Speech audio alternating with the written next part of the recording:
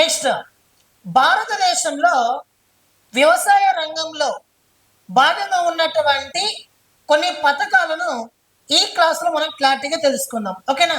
మీకు ఇప్పటికే నేను అగ్రికల్చర్ టాపిక్ మొత్తం కూడా పూర్తి చేస్తున్నాను.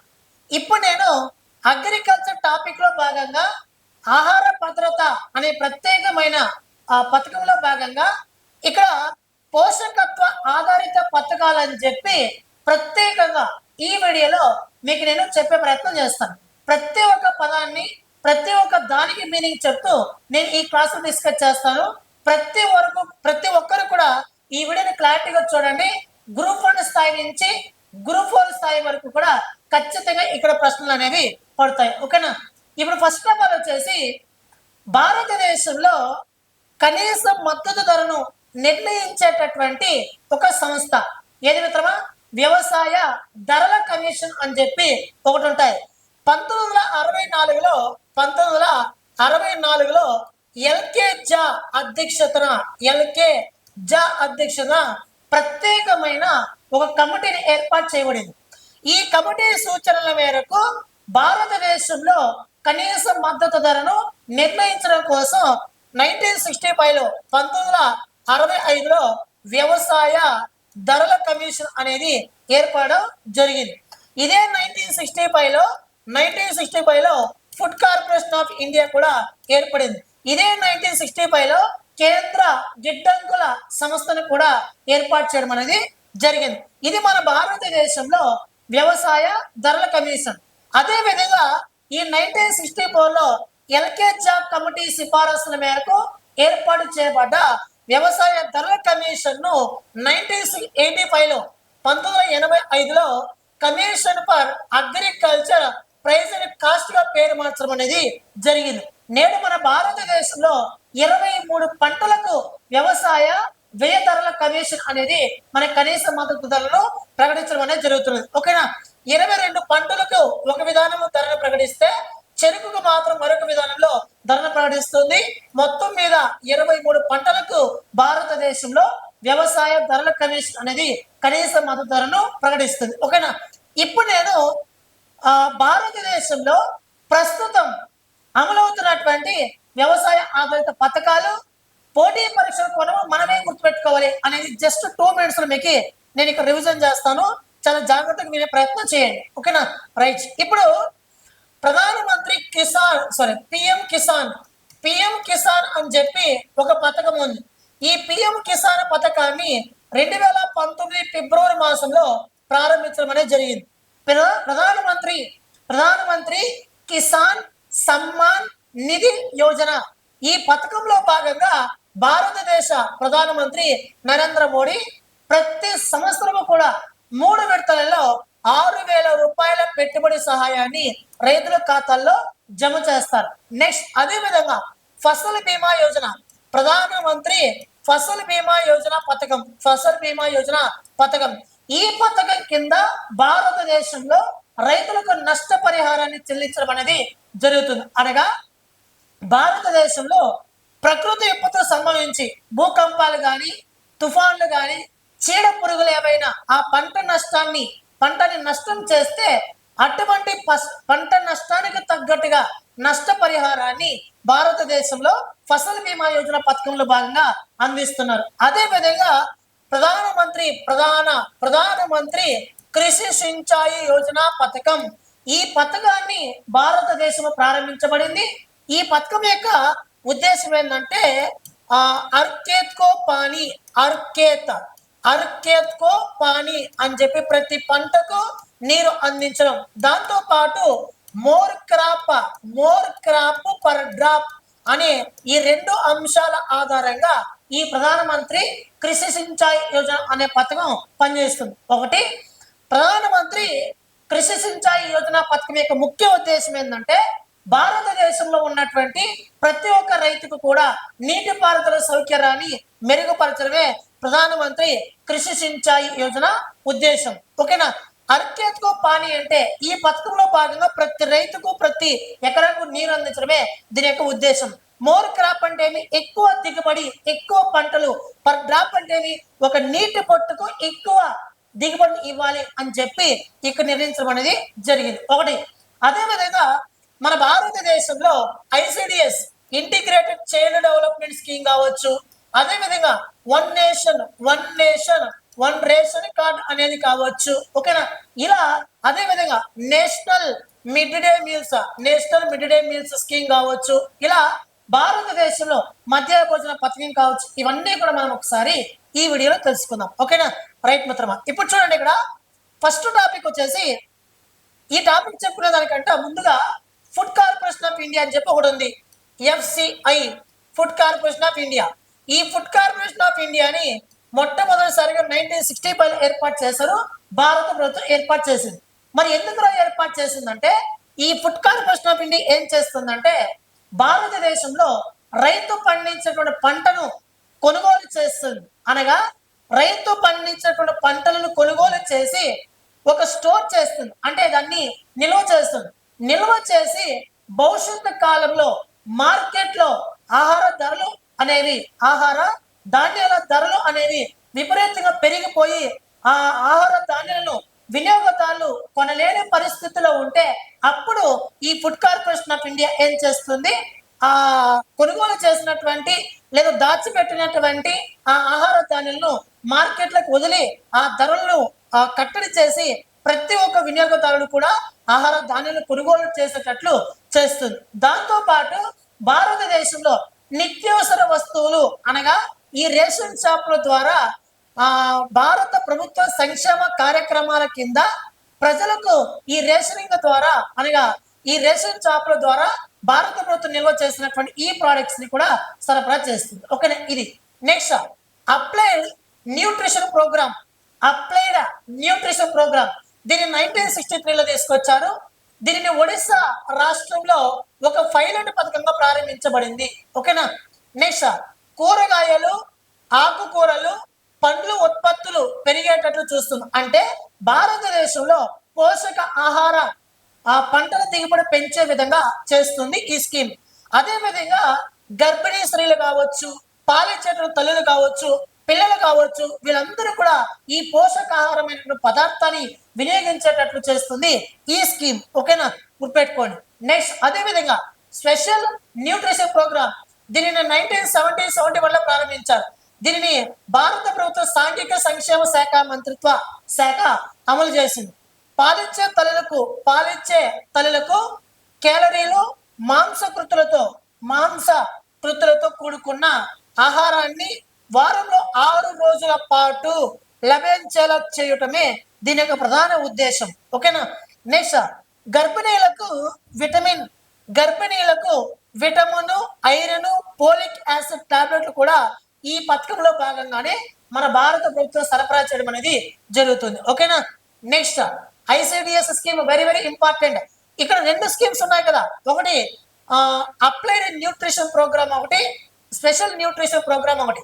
అప్లైడ్ న్యూట్రిషన్ ప్రోగ్రామ్ ఒకటి, స్పెషల్ న్యూట్రిషన్ ప్రోగ్రామ్ ఒకటి. ఈ రెండింటిని కలిపి పై 2 పథకాలు కూడా భారతదేశంలో పోషకాహార లోపాన్ని తగ్గించడం కోసం సరిగ్గా ప్రతిఫలాన్ని ఇవ్వని కారణంగా భారతదేశంలో ఐసిడిఎస్ పథకాన్ని తీసుకొచ్చారు. ఈ ఐసిడిఎస్ పథకాన్ని 1975 అక్టోబర్ 2న గాంధీ జయంతి సందర్భంగా ప్రారంభించడం అనేది జరిగింది. ఈ పథకం యొక్క ముఖ్య ఉద్దేశం ఏంటంటే భారతదేశంలో గర్భిణీ స్త్రీలు, మహిళలు, చిన్నపిల్లలు వీళ్ళందరికీ కూడా పోషకాహార లోపాన్ని పోగొట్టడమే ఈ పథకం యొక్క ముఖ్య ఉద్దేశం, ఓకేనా. చిన్నపిల్లలు, మహిళలకు పోషకత్వ లోప నివారణ చర్యలు తీసుకునేదే ఈ పథకం యొక్క ముఖ్య ఉద్దేశం. మానవ వనరుల మంత్రిత్వ శాఖ 1975 నుండి అమలు పరుస్తుంది ఈ పథకాన్ని, ఈ మంత్రిత్వ శాఖ.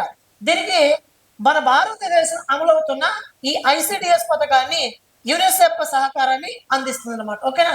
గుర్తుపెట్టుకోండి. అయితే ఐసిడిఎస్ ఎస్ అంటే ఏమని అడుగుతాడు, ఓకేనా. Integrated child development service scheme అని చెప్పండి, ఓకేనా. రైట్, వెరీ వెరీ ఇంపార్టెంట్ అయినటువంటి స్కీమ్. నెక్స్ట్ మధ్యాహ్న భోజన పథకం, నేషనల్ మిడ్ డే మీల్స్ పథకం. చూడండి, ఇక్కడ భారతదేశంలో ఫస్ట్ ఆఫ్ ఆల్ భారతదేశానికి స్వతంత్రం వచ్చిన కొత్తలో విద్య అనేది భారతదేశం ఎక్కువ మందికి అందలేదు. కారణం ఏంటంటే అప్పట్లో మనకు ఉన్నటువంటి తెలివితేటలు మొదటి విధానం, ఓకేనా. అంటే ఒకప్పుడు విద్య అంటే తెలియని ప్రజలు ఉన్నారు. విద్య ఎంత ప్రాముఖ్యత పోషిస్తుందో అవగాహన లేనటువంటి వ్యక్తులు భారతదేశ స్వతంత్ర ఆరంభంలో మనం చూసాం. అయితే రాను రాను ఏమైందంటే విద్యను అందుకోవడం అనేది చాలా ప్రామాణికం అని చెప్పి ప్రజలు గ్రహించిన తర్వాత ఈ అక్షరాస్యత రేటు అనేది పెరుగుతూ పోయింది. అయితే ఒకప్పుడు ఒకప్పుడు మన ఆదాయం సంపాదించేదానికంటే ముందుగా ఎక్కడ తిండి పడితే అక్కడ పనికి వెళ్ళేవాడు. ఓకేనా, ఎక్కడ తిండి పెడితే అక్కడ పనికి వెళ్ళేవాడు. ఇలా భారతదేశంలో స్కూళ్ళలో ఎవరు జాయిన్ అయ్యేవాళ్ళు కాదు. ఎందుకంటే స్కూల్కి పోతే ఆ స్కూల్లో ఫుడ్ పెట్టేవాళ్ళు కాదు. ఉదాహరణకి ఒక పిల్లోడు ఉన్నాడు, ఆ పిల్లోడికి మార్నింగ్ టిఫిన్ పెట్టి పంపించాలి స్కూల్కి, మధ్యాహ్నం వాడికి లంచ్ బాక్స్ ఇచ్చి పంపించాలి, మళ్ళీ వాడు రాగానే మన స్నాక్స్ రెడీ చేసి పెట్టాలి. ఓకేనా, అంటే వాడు స్కూల్కి పోతే ఇన్ని విధాలుగా వాడికి ఆహారం పెట్టాలి. కానీ అప్పట్లో ఏం జరిగిందనేసి అంటే ఎక్కడైతే తిండి పెడితే అక్కడికి వెళ్ళేవాళ్ళు.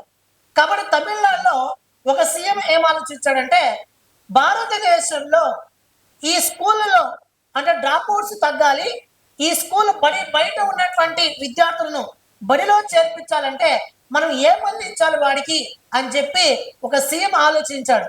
ఏం ఆలోచించాడంటే అందరికీ తిండి కరువు కదా, ఆ తిండి మన స్కూల్లో అందిస్తే ప్రభుత్వం పిల్లలందరూ కూడా స్కూల్కి వస్తారు కదా, ఆ తిండి కోసమైనా తద్వారా చదువుకుంటారులే అని చెప్పి ఈ తమిళనాడు ప్రభుత్వం మొట్టమొదటిసారిగా 1960లో ఈ పథకాన్ని ప్రారంభించడం అనేది జరిగింది. 2007లో ఈ పథకాన్ని ప్రాథమికోన్నత పాఠశాల 6 నుంచి 8 తరగతి వరకు విస్తరించడం అనేది జరిగింది.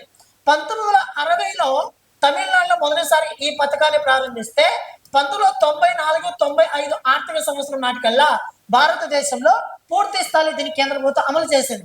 అయితే మన ఆంధ్రప్రదేశ్ రాష్ట్రంలో ఎన్టీఆర్ ప్రభుత్వ కాలంలోనే ఈ మధ్యాహ్న భోజన పథకాన్ని తీసుకోవడం అనేది జరిగింది. ఓకేనా, 2007లో ప్రాథమికోన్నత పాఠశాల కూడా దీన్ని విస్తరించారు. అంటే ఒకప్పుడు 1 నుంచి 5 తరగతి మాత్రమే అన్నం పెట్టేవాళ్ళు. తర్వాత ప్రాథమికోన్నత అంటే 6 నుంచి 8వ క్లాస్ చదువుతున్నటువంటి విద్యార్థులకు దీన్ని విస్తరించారు. 2008 నుండి ప్రభుత్వము స్థానిక ప్రభుత్వ సహాయ పాఠశాలకు అనగా మదర్సా, ముక్తాబు ఇలాంటి పాఠశాలకు కూడా ప్రభుత్వం ఉచితంగా భోజనం అందిస్తామని చెప్పి దీన్ని విస్తరించడం అనేది జరిగింది. ప్రాథమిక పాఠశాల పిల్లలకు 300 క్యాలరీలు, అది 8 నుండి 12 గ్రాముల ప్రోటీన్లు. ప్రాథమిక పాఠశాలలో అయితే పిల్లలకు 700 క్యాలరీలు, 20 గ్రాముల ప్రోటీన్లు అనేది ఆహారము ఈ పథకం కింద అందించడం జరుగుతుంది. అనగా కేంద్ర ప్రభుత్వం ప్రస్తుతం 1వ తరగతి నుంచి 8వ తరగతి వరకు మాత్రమే ఈ పథకాన్ని అమలు చేస్తున్నది. తర్వాత 9-10 తరగతులకు రాష్ట్ర ప్రభుత్వాలు ఆయా రాష్ట్ర ప్రభుత్వాలు చొరవ తీసుకొని ఈ పథకాన్ని అమలు చేస్తున్నాయి. ఓకేనా, 2001లో సుప్రీంకోర్టు 2001 నవంబర్ 8వ తారీఖున 2001 నవంబర్ 8వ తారీఖున సుప్రీంకోర్టు కీలకమైన తీర్పు ఇచ్చింది. ఏమిచ్చిందంటే భారతదేశంలో ఉన్న అన్ని రాష్ట్రాలు, అన్ని కేంద్ర పాలిత ప్రాంతాలు ఉచితంగా మధ్యాహ్న భోజన పథకాన్ని పాఠశాలలో అమలు చేయాలని చెప్పి ఒక కేసు తీర్పిచ్చింది. నెక్స్ట్ 8వ తరగతి వరకే కేంద్ర భోజన పథకం అమలు పరుస్తున్నది. 9-10 తరగతులకు రాష్ట్ర ప్రభుత్వాలు భరిస్తున్నాయి. 1993లో కేంద్ర ప్రభుత్వం ఒక జాతీయ పోషకత్వ విధానాన్ని ఆమోదించింది. ఓకేనా, దీంట్లో భాగంగానే 2017లో నరేంద్ర మోడీ ప్రభుత్వం జాతీయ పోషకత్వ అనగా నేషనల్ న్యూట్రిషన్ మిషన్ ఏర్పాటు చేయమని చెప్పి ఒక సూచన చేయడం అనేది జరిగింది. 2001 ఆగస్టు 15న ప్రధానమంత్రి జాతీయ పోషకత్వ మిషన్ ఏర్పాటుకు ప్రకటించడం అనేది జరిగింది. సో ప్రకటించాడు. తర్వాత ఇక్కడ మళ్ళీ నరేంద్ర మోడీ 2010లో ప్రకటించాడు. విటమిన్ ఏ, అయోడిన్, ఐరన్ లోపాన్ని, రక్తహీనతను తగ్గించాలని, పోషకత్వ లోపాన్ని తగ్గించాలని చెప్పి ఈ పథకంలో భాగంగా లక్ష్యంగా పెట్టుకున్నారు. Next national food security act. భారతదేశం ఫుడ్ సెక్యూరిటీ యాక్ట్ అనేది 2013లో తీసుకొచ్చారు. గ్రామ ప్రజల్లో 75%, పట్టణ ప్రజల్లో 50%.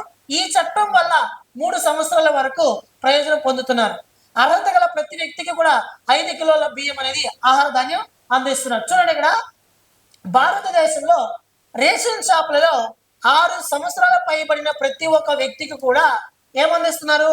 గతంలో మొదట్లో 7 కేజీల బియ్యాన్ని అందించే వాళ్ళు దానిని 5 కేజీలకు తగ్గించడం అనేది జరిగింది. నేడు మన భారతదేశంలో ఉచితంగా గరీబ్ కళ్యాణ్ యోజన పథకంలో భాగంగా ఉచితంగా రేషన్ షాపుల ద్వారా ప్రతి ఒక్కరికి కూడా 5 కేజీల బియ్యాన్ని అందిస్తున్నారు. అదే విధంగా ప్రధానమంత్రి అంత్యోదయ అన్న యోజన, అంత్యోదయ యోజన కార్డులు ఎవరైతే కలిగి ఉన్నారో వాళ్ళకి 35 కేజీల వరకు బియ్యాన్ని ఉచితంగా మన భారతదేశంలో అందిస్తున్నారు. ఓకేనా? 5 కేజీల వరకు ఆహార ధాన్యం అందిస్తున్నారు. దాంట్లో బియ్యం కేజీ 3 రూపాయలు అని చెప్పి, గోధుమలు కేజీ 2 రూపాయలు అని చెప్పి, ముతక ధాన్యం కేజీ 1 రూపాయి అని చెప్పి గతంలో అందించే వాళ్ళు ప్రస్తుతం దీన్ని ఉచితంగా అందిస్తున్నారు భారతదేశంలో. ఓకేనా? గర్భిణీ స్త్రీలు, బాలింత స్త్రీలకు 600 క్యాలరీల పోషక విలువలు గల ఆహార ధాన్యం ఇవ్వబడుతుంది. 6 నెలల మించి 14 సంవత్సరాల లోపు అనగా ఉచిత వేడి భోజనం అనేది మన భారతదేశంలో ఈ మధ్యాహ్న భోజన పథకం కింద అందిస్తున్నారు. ఈ చట్టం అమలు పర్యవేక్షించడం కోసం రాష్ట్రాలలో ప్రత్యేకమైన ఫుడ్ కమిషన్స్ అంటే స్టేట్ ఫుడ్ కమిషన్ ఏర్పాటు చేయమని చెప్పి ప్రభుత్వమే సిఫారసు చేసింది. ఇక చివరి టాపిక్ ఇందులో one nation one ration card. భారతదేశం అంతా ఒకే రేషన్ కార్డ్ అనగా కార్మికుల కోసం, వలస కార్మికుల కోసం కానీ, స్థిర నివాసం కాకుండా సంచార జీవితం గడుపుతున్నటువంటి వ్యక్తులు ఏ స్టేట్లో అయినా, తెలంగాణలో అయినా, ఆంధ్రప్రదేశ్ అయినా, తెలంగాణ వాళ్ళు ఆంధ్రప్రదేశ్ వేసుకోవచ్చు, ఆంధ్రప్రదేశ్ వాళ్ళు తెలంగాణ వేసుకోవచ్చు, తెలంగాణ వాళ్ళు ఛత్తీస్గఢ్ వేసుకోవచ్చు, ఛత్తీస్గఢ్ వాళ్ళు ఆంధ్రప్రదేశ్ వేసుకోవచ్చు. ఇలా వన్ నేషన్, ఒకే దేశం ఒకే రేషన్ కార్డు అనే విధానాన్ని తీసుకొచ్చారు. ఇప్పుడు ఇది ఒక కేంద్ర ప్రభుత్వ పథకం. దీని పేరు వచ్చేసి ప్రజా పంపిణీ వ్యవస్థ సమగ్ర నిర్వహణ. 2018 ఏప్రిల్ ప్రకటించారు. లబ్ధిదారులు ఈ పథకం కింద గరిష్టమైన ప్రయోజనం పొందడానికి మేరా రేషన్ అనే ఒక మొబైల్ యాప్ ని విడుదల చేయడం అనేది జరిగింది. మొన్న 2023 ఆంధ్రప్రదేశ్ ఏపీపీఎస్ గ్రూప్ 4 ఎగ్జామినేషన్ లో ఈ యాప్ పేరు అడిగాడు. ఓకేనా? వలస కార్మికులకు ఇది చాలా ప్రయోజనకరమైన పథకం. ఇది 13 భాషల్లో అందుబాటులో ఉంటుంది. ఈ యాప్ 36 రాష్ట్రాలు అనగా 28 రాష్ట్రాలు, 8 కేంద్రపాలిత ప్రాంతాల్లో ప్రస్తుతం ఈ పథకం అమలవుతుంది. చండీగఢ్, పుదుచ్చేరి రాష్ట్రాల్లో మాత్రం, చండీగఢ్, పుదుచ్చేరి కేంద్రపాలిత ప్రాంతాల్లో మాత్రం ఆహార ధాన్యాలకు బదులుగా ఆహార సబ్సిడీని అందించడం అనేది జరుగుతున్నది. Very very important, most important. ఓకేనా? థ్యాంక్ యూ మిత్రులు, థ్యాంక్ యూ సో మచ్. ఈ టాపిక్ తో మనకి అగ్రికల్చర్ టాపిక్ అనేది మొత్తం కంప్లీట్ పూర్తయింది. దగ్గరలోని అప్డేట్ తో కూడుకున్నటువంటి టెస్ట్ సిరీస్ ని నేను అప్లోడ్ చేస్తా, దయచేసి వెయిట్ చేయండి. ఓకేనా? థ్యాంక్ యూ మిత్రులు.